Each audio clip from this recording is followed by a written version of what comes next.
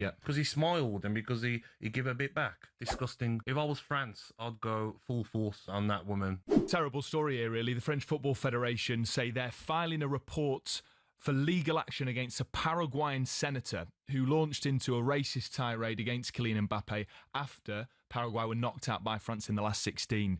Celeste Amarilla, she's a national senator in Paraguay. She took to Twitter, to launch an attack on Kylian Mbappé, which we would consider in this country to be an absolutely outrageous racist attack on the France striker. Many of the comments are that disgraceful, boys. I can't, and I genuinely do not want to repeat them.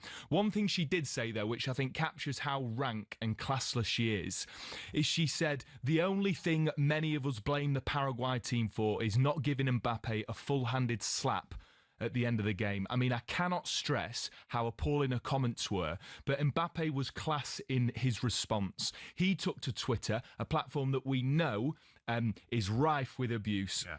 And he was brilliant. He said, you're a despicable woman and unworthy of your position.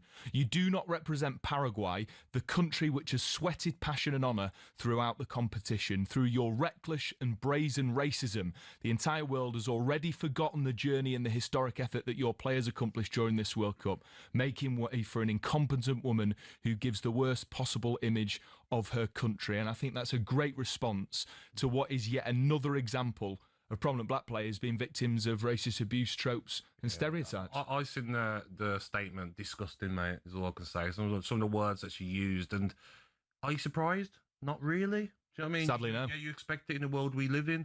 If I was France, I'd go full force on that woman. Like, the full law you can. What can you do to make her life unpleasant? Yeah.